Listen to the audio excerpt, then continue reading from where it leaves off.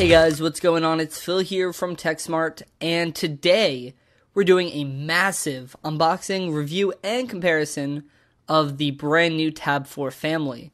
So that's going to consist of these Tab 4 7-inch, 8-inch, as well as the 10.1. Now, before we continue, go ahead and click that 4K option because this video is going to be filmed and edited in full 4K.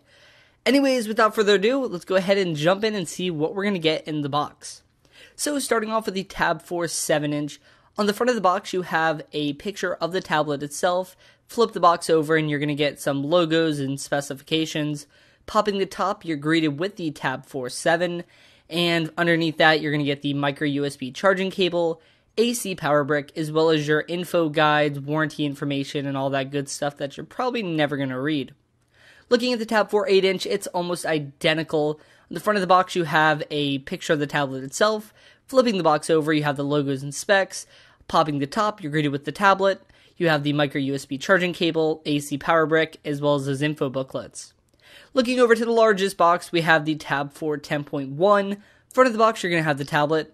Back of the box, you're going to have the logos and specs. Popping the top, we're greeted with the enormous Tab 4 10.1. And then underneath that, you're going to get the micro USB charging cable, AC power brick, as well as your info and warranty information. Now that we've got that out of the way, let's go ahead and hop into the review portion of this video. Let's kick it off with some hardware. Now we're going to look at the Tab 4 7-inch first. So you are greeted with a 7-inch 800 by 1280 resolution display. That's going to pack a pixels per inch count of 216. Now the tablet itself is pretty light. It feels really solid in the hand. It's just 0.35 inches thick, and it weighs just 9.74 ounces, so it's definitely going to be compact, and it should be a little bit lighter than last year's model.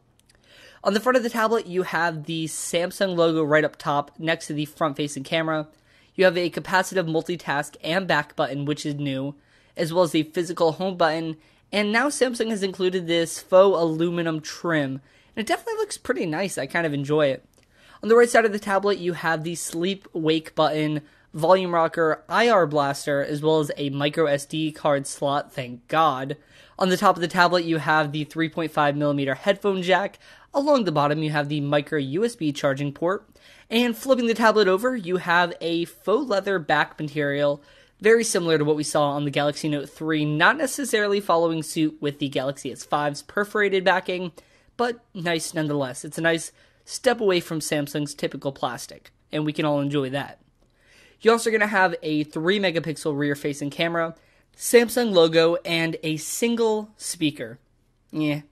Continuing with the specs, we have a 1.2 GHz quad-core processor, 1.5 GB of RAM, 8 GB of storage. However, there is a 16 GB option available, Bluetooth 4.0, as well as Android 4.4 with Samsung's custom overlay.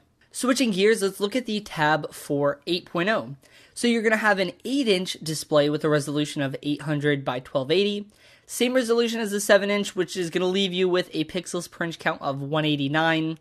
It's pretty thin as well, coming in at 0.31 inches thick, and it weighs just 11.29 ounces. So again, following suit, is very lightweight and is very portable. On the front of the device, you have the Samsung logo, 1.3 megapixel front-facing camera, capacitive multitask button, as well as a capacitive back button. Centered right in there is going to be your physical home button, and you have that aluminum trim as well, which again looks very nice. On the right side of the device, you have the sleep wake button, volume rocker, IR blaster, and micro SD card slot. It's good to see they've included that on all three models this year. On the top, you have a 3.5mm headphone jack. Along the bottom, you have your micro USB charging port. Flip the device over, you're greeted with that same faux leather backing. We do have the black models here, and I think it looks really nice on them. You have a 3-megapixel rear-facing camera, Samsung logo, and just one speaker as well. Rounding out the specs, they are identical, and we're going to see a 1.2 GHz quad-core processor, 1.5 gigabytes of RAM, 16 gigabytes of storage is what this device is going to start off at, Bluetooth 4.0, Android 4.4 KitKat, as well as a 4,450 mAh battery. So let's look at the largest tablet of the three, the Tab 4 10.1. So it rocks a 10.1 inch display, and unfortunately it's the same resolution, 1280 by 800, which is going to leave it with a 149 pixels per inch count. It's 0.31 inches thin, as well as it's only 17.18 grams, so it's definitely very light. On the front, you have a Samsung logo. You have the front-facing camera, capacitive multitask, and back button, physical home button, and that aluminum trim as well. The entire device is actually in landscape orientation, so again, it looks very nice and obviously geared toward looking at media. On the right side of the device, you have a speaker, one of the two on this. On the top, you have a sleep-wake button, volume rocker, micro SD card slot, IR blaster. Along the left, you have a 3.5mm jack, as well as your second speaker, thank you. On the bottom, you have a micro USB charging port. And flipping the device over, again, you're going to have that faux leather backing, a 3-megapixel camera, Samsung logo. And continuing out with the specs, again, it's a 1.2 gigahertz quad-core processor, 1.5 gigabytes of RAM, Adreno 305 graphics, 16 gigabytes of storage, Bluetooth 4.0, Android 4.4 KitKat, as well as a 6800 mAh battery. So now that we have the hardware out of the way, let's look at the software on these devices. Now for this category, I've kind of just mashed all the tablets together because they have the same specs, and really the software experience is going to be very similar amongst all the devices. So they are all running Android 4.4 KitKat with Samsung's custom overlay. Now, the devices can be really quick. They have their moments. However, at the same time, they do kind of tend to lag every once in a while. It's kind of understandable. They're very much budget tablets for the price range that they're competing at. But overall, I mean, they're definitely very quick. The home screen is very simple. It's not really overloaded with Samsung's crap, and that's really nice to see because Samsung can overdo it at times. You have a couple preloaded applications like Samsung's Memo, which is really just kind of like your Google Tasks, Dropbox, Handcom Viewer, which is a document viewer. You have Netflix as well as Watch On, and Watch On is really great. We've really just seen this on every Samsung device now. It's used to control the IR blaster, and it works very well. You can also control like a DVR or a set-top box, and it's probably one of the best features on this tablet, to be honest. Now, you also have very minimal bloatware, and this is really great. You don't have a lot of that Samsung everything thrown at you, so it's a relatively stock interface that you're going to be dealing with. Now, Samsung has customized the multitask menu, and I can appreciate it. It looks clean, it sits along the bottom, it's not vertical, and I actually kind of like it. And I don't know, I wouldn't really be opposed to if Android switched to this one. You're going to have the multi-window feature, which we've seen on a lot of devices. Basically, the way you access it is you can either long press on the back button, or you can swipe in from the right bezel on the device. And basically, you're going to be greeted with a list of applications. From those, you can choose two to display side by side for the ultimate multitasking experience. I really did enjoy it, but with just 1.5 gigabytes of RAM, be careful as to what two programs you have running, because you can definitely slow the tablet down pretty quickly. So, following suit with Samsung keeping this pretty simple as far as their overlay, you're not going to get AirView or a lot of those Samsung gimmicky features. Now, some people aren't going to like this. I personally enjoy it. Basically, it just frees up system memory. You're not really having all of these things running in the background that are taking away from battery life. And it's nice. It definitely feels like a very clean, simple tablet. Now, Samsung has opted to include multi-user mode, and that's awesome because Samsung is definitely gearing these tablets towards the family. More importantly, kind of like the mid-range, mid-income family, I should say. So if just say you wanted one tablet for the house, leave it in the living room, and you can have multiple accounts on it. So husband, wife, kids, whatever, you can have different profiles set up for each person. They've also opted for this feature for restricted profiles, which allows you to restrict applications, internet usage, and all of that jazz, so that if you have a kid using the tablet, you know that they're not getting into anything you don't want them to. So just overall, the software is really nice. I definitely like that Samsung didn't take too much charge with this one, and they've definitely just made a nice software experience, and I can definitely live with it. The minor lagging and crashing applications every once in a while is annoying, but for the price tag, it's definitely something I can easily overcome. So let's take a look at the display. So the Tab 4 7-inch offers a 7-inch display with a resolution of 1280 by 800. The display is very vibrant, and the pixels per inch count is definitely tolerable. It's rated in at 216 pixels per inch, and for the size, I could definitely live with it. Viewing angles were very nice. If you're consuming any sort of media, you're really not going to have any problems or anything that you're not going to like about it. Looking at the Tab 4 8-inch, it's decent as well. It's slightly larger than the 7-inch, although I couldn't really notice a difference. Even though the pixels per inch count was slightly less, I really didn't notice much of a difference either.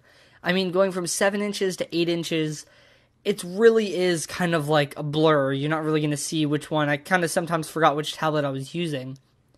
However, looking at the Tab 4 10.1, this was like the worst of the three. To be honest, it had a very, very low pixels per inch count. It was rated in at 149, which really in today's standards is definitely not acceptable. I'm really not one to pick at pixels, but it was just bad. Text looked blurred, and reading was just not enjoyable. And there's really no reason on earth why Samsung couldn't bump up the resolution, at least for the 10.1-inch tablet. I don't know if you noticed, but all three tablets have the same exact resolution, and I don't know, that's just not really acceptable in this day of age. We're really in a very pixel-dense market. We have high PPIs everywhere, so there's really no reason why somebody should have to suffer, especially when a 10-inch tablet should be doing stuff like being able to read websites. It just looks fuzzy, it looks blurry, it made me thinking I needed glasses, and I have pretty decent vision. However, to give it a little bit of positive, movies looked fine, pictures looked fine. It was really just text that kind of offset everything.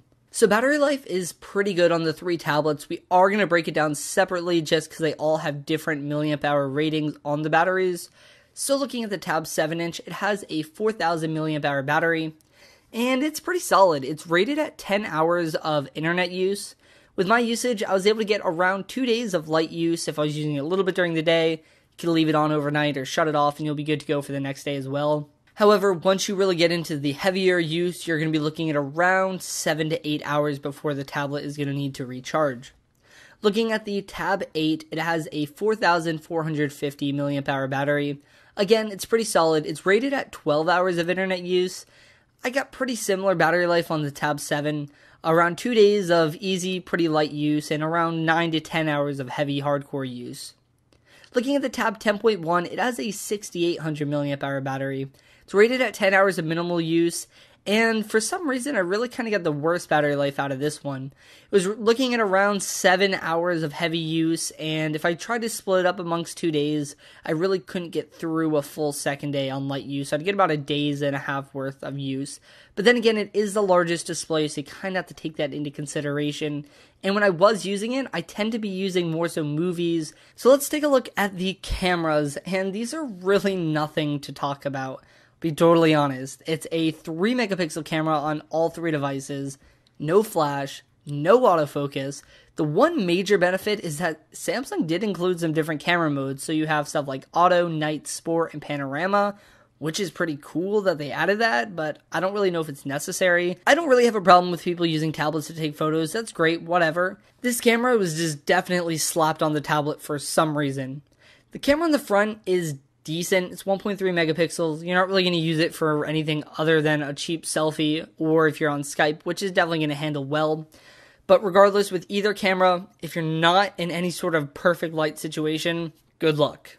So overall, the Tab 4 7-inch comes in a couple different variants. So it starts off at $199 for the 8GB variant. However, you can go up to $239.99 for a 16GB model, and the tablet comes in black or white. The Tab 4 8-inch starts at $239.99 for a 16GB model, and that's going to come in black or white as well. And the Tab 4 10.1 comes in at $319.99 in black or white as well. So just kind of wrapping everything up, if you're looking for a tablet with a smaller form factor, without a doubt, go for the Tab 4 7-inch and the 8GB model at that. The reason why I say the 7-inch over the 8-inch model is you're going to get a higher pixels per inch count, just going to make the display look a lot nicer, and as I said, I really couldn't distinguish much of a difference between the 7-inch tablet and the 8-inch tablet. So with that, there's really no reason why I would go for a more expensive model just to get a kind of worse screen in my opinion.